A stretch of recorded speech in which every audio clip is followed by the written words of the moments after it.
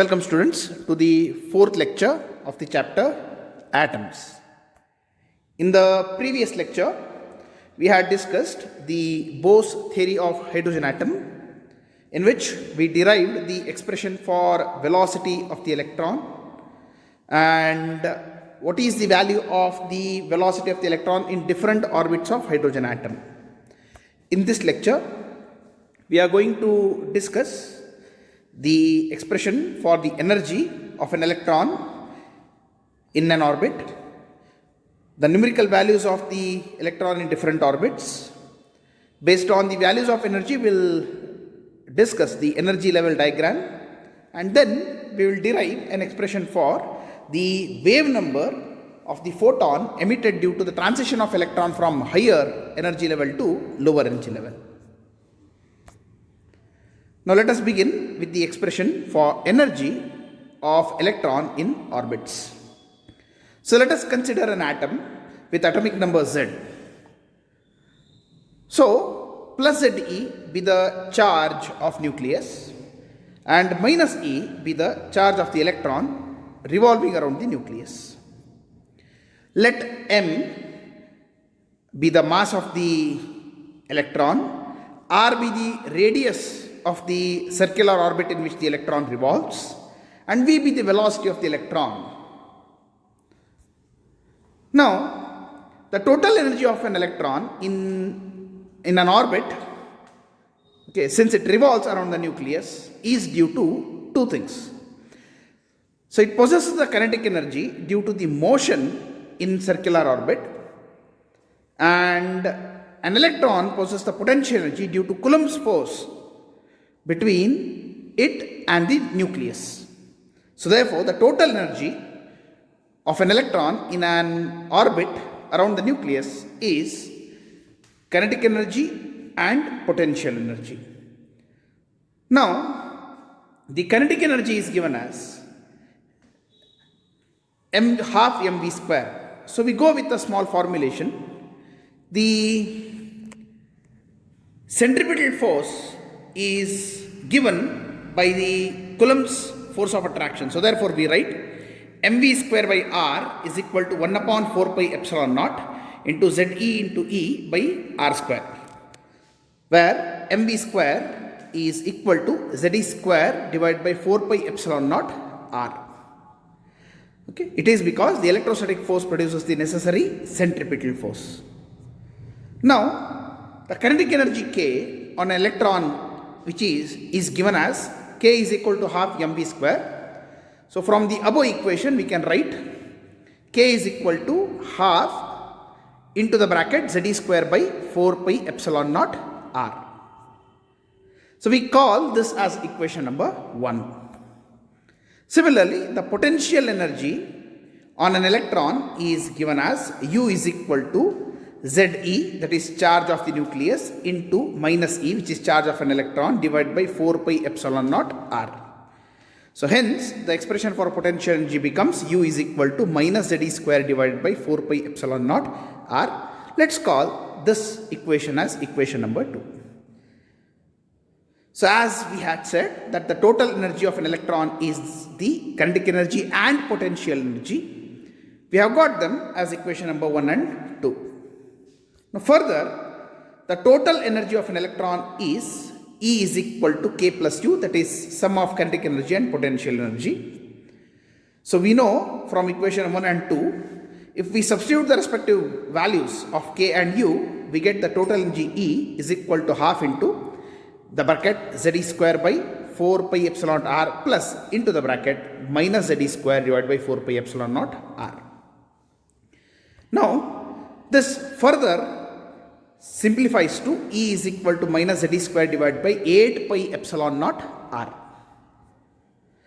So thus, the total energy of an electron in nth orbit is, total energy of an electron in nth orbit of an atom is En is equal to minus Z square divided by 8 pi epsilon naught Rn. Now this is for a generalized atom whose atomic number is Z. For hydrogen, where the value of Z is equal to 1, the energy of an electron in nth orbit becomes En is equal to minus E square divided by 8 pi epsilon naught Rn, where Rn is the radius of nth orbit in which the electron exists. Let us call this as equation number 3. In one of the previous classes, we have derived an expression for radius of an electron in nth orbit. So therefore, radius of nth orbit of hydrogen atom Rn is n square h square epsilon naught divided by pi m into E square. Now, let us substitute this equation in 3. We get En is equal to minus E square divided by 8 by epsilon naught into the bracket n square h square epsilon naught by pi m E square. On simplification, the value of En after cancellation becomes, so hence the total energy of an electron in the nth orbit of hydrogen atom becomes En is equal to minus m e to the power of 4 divided by 8 n square h square epsilon naught, where m is the mass of an electron, E is the charge of an electron, n is the number of orbit in which the electron exists, h is Planck's constant, and epsilon naught is permittivity of the free space. So thus, we have derived an expression for energy of an electron in nth orbit of hydrogen atom. Now let us see how this energy depends on the value n.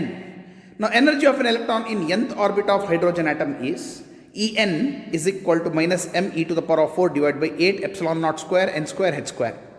So if I take 1 upon n square outside, I am left out with minus m e to the power of 4 divided by 8 epsilon naught square h square in the bracket. So from this, what we can tell is mass of an electron is constant, charge of an electron is constant, permittivity of the free space is constant, and Planck's constant is also constant. So what differs if an electron goes on moving to the higher orbit? What happens as n increases? The energy goes on changing only with respect to that of n. So therefore, what we find is, if we substitute the respective values of h, m, e and epsilon naught, the energy in SI unit becomes 21.76 into 10 to the power of minus 19 divided by n square joules. And in electron volts, it becomes minus 13.6 divided by n square. So hence, the energy of an electron in nth orbit in electron volts will be minus 13.6 divided by n square. So thus, as n increases, the energy, the magnitude of the energy decreases, whereas with symbol, the energy goes on increasing, as the negativity goes on decreasing. So thus, the energy of an electron in first orbit of hydrogen atom is E1 is equal to minus 13.6 by 1 square, which is minus 13.6 electron volt.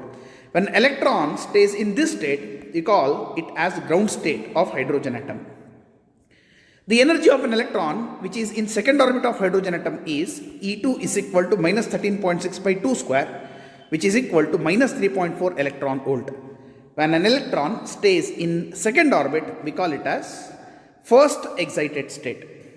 The hydrogen atom is said to be in first excited state because the electron is in second orbit.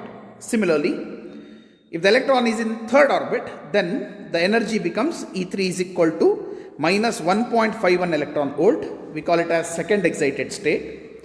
If the electron is in fourth orbit of hydrogen atom, then the energy of the electron becomes E4 is equal to minus 0.85 electron volt. We call it as third excited state. So thus we find that the energy of an electron in nth orbit is proportional to 1 upon n square. So as the number of orbit increases, as the electron goes to the higher orbits, the magnitude of the energy, try to understand, the magnitude of the energy decreases, whereas energy increases because negativity has went on decreasing. And what is the maximum possible energy of an electron that can attain in hydrogen atom? The maximum possible energy that an electron can attain is 0 electron volt. And when electron does that, then it becomes free out of the atom. It will not be experiencing any more Coulomb's force. So hence such state of an electron is called free state. The electron becomes free. And the phenomenon is called ionization, which we will discuss in the coming classes. So this is how the energy of an electron in nth orbit of hydrogen atom matters. Let's move further. So once we understand the value of energy of an electron in various orbits of hydrogen atom, by taking all these values, okay, we draw energy level diagram. Now we know that if we take the expression for radius of an electron in hydrogen atom, as n increases, the radius increases with the equation as Rn is directly proportional to n square. Since Rn is directly proportional to n square, as the electron goes to the higher orbits, the radius of the orbit goes on increasing. Now, so thus what we find is, if n is the nucleus, as we go to the outer orbits, the orbits moves outwards, it spreads. That means the differences between any two consecutive orbits, physical difference between any two consecutive orbits, goes on increasing as we move away from the nucleus. And now R1 is the radius of first orbit, R2 is the radius of second orbit, R3 is the radius of third orbit, and R4 be the radius of fourth orbit. So then all these are proportional. R1 is proportional to 1 square, R2 is proportional to 2 square, R3 is proportional to 3 square, and R4 is proportional to 4 square. So thus the spacing between two consecutive orbits goes on increasing. Whereas energy of an electron in nth orbit is proportional to 1 upon n square. It is inversely proportional to n square. So therefore we can easily say that as n increases, the spacing between two consecutive energy level goes on decreasing. So taking this in account, we get the energy level diagram something like this. So there is a small difference between the spacing between two consecutive energy levels and orbits. The spacing between the orbits n1 and n2 is less than n2 and n3, which is further less than n3 and n4. So as we move outwards, the spacing between two orbits goes on increasing in the orbital diagram. Whereas in energy level diagram, the spacing between n1 and n is equal to 1 and n is equal to 2 is more than n2 and n3, than n3 and n4, and so on. So when we get energy level diagram, as we move outwards with increasing n, the spacing between two consecutive energy levels goes on decreasing, and ultimately it becomes continuum at infinity.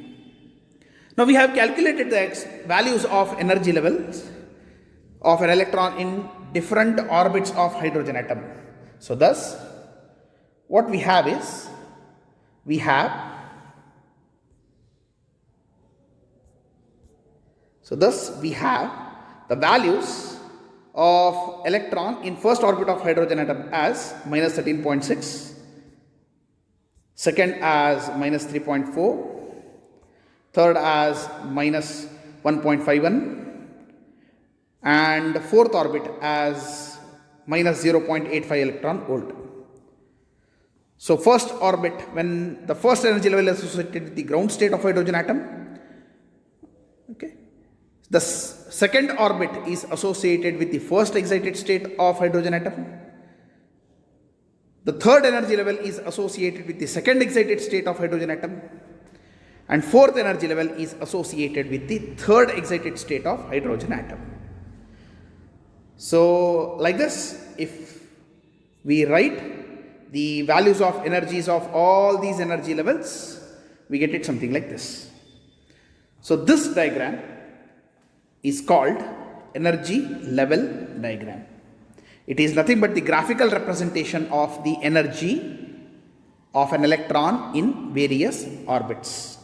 So as n increases, the value of E as a whole increases. If we neglect the sign, then the magnitude appears to be decreasing as we move outwards. This is called energy level diagram. Now let us think of something called wave number. When an electron absorbs energy, it goes to the higher energy level, and when it tends to return back from higher energy level to lower energy level, it emits a photon. So here we have a diagram in which we have two energy levels, N1 and N2, where N1 is the higher energy level and N2 is the lower energy level, with energies as En1 and En2 respectively. When an electron makes a transition from the level of energy En1 to level of energy En2, it emits a photon of energy h into nu, where h is the Planck's constant and nu is the frequency of the photon. So thus, the third postulate proposed by Bohr says that when an electron of an atom makes a transition from higher energy level of quantum number N1 to lower energy level of quantum number N2 such that N2 is smaller than N1, the difference of energy is carried away by a photon of frequency nu such that h into nu is equal to En1 minus En2. Let us call this as equation number 1. Now we know the total energy of an electron in nth orbit of nth state of hydrogen atom is En is equal to minus m e to the power 4 divided by 8 epsilon naught square n square into h square. Now, the energy of an electron in higher state N1 becomes En1 is equal to minus m e to the power 4 divided by 8 epsilon naught square n1 square into h square. Similarly, the energy of an electron in lower state of quantum number N2 is En2 is equal to minus m e to the power 4 divided by 8 epsilon naught square n2 square into h square. So thus N1 En1 is represented as equation number 2 and En2 is represented as equation number 3. So by substituting equation 2 and equation 3 in equation 1, which is the Bohr's frequency condition, we get h into nu is equal to minus m into e to the power 4 divided by 8 epsilon naught square n1 square h square minus of m into e to the power 4 divided by 8 epsilon naught square n2 square into h square. Now, on simplification, we get h into nu is equal to m e to the power 4 divided by 8 epsilon naught square n2 square h square minus m into e to the power 4 8 epsilon naught square n1 square into h square. So this is the equation that we have got by substituting the expression for energy of an electron in n1th orbit of hydrogen atom and n2th orbit of hydrogen atom in Bohr's frequency condition.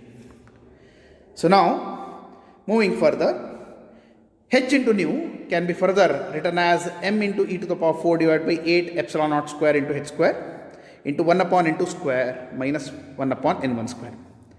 Now frequency of the emitted photon is nu is equal to m into e to the power of 4 8 epsilon naught square. Now it's h cube into 1 upon n2 square minus 1 upon n1 square.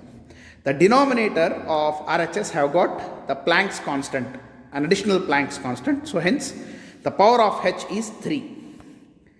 Now frequency of the photon in vacuum is c divided by lambda. So we know nu is equal to c divided by lambda. So therefore, if we substitute the expression for frequency with the ratio of speed of light and wavelength, we get c upon lambda is equal to m into z is equal to 1 m into e to the power of 4 divided by 8 epsilon naught square h cube into 1 upon n1 square minus 1 upon n2 square.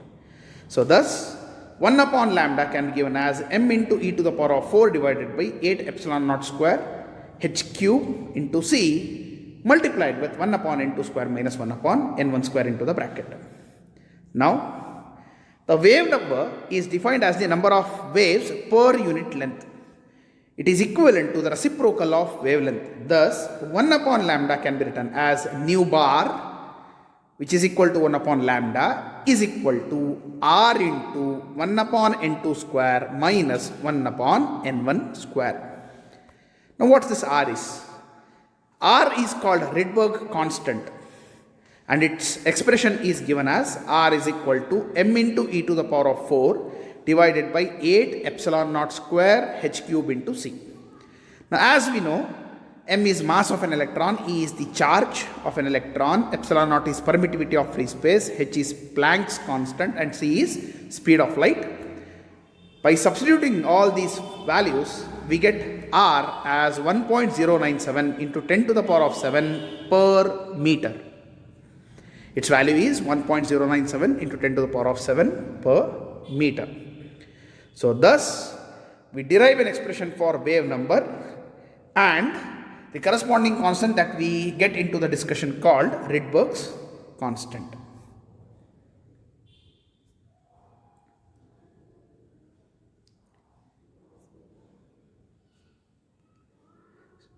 So thus, in today's session, we have tried to discuss the energy level diagram and wave number associated with Bose atomic model.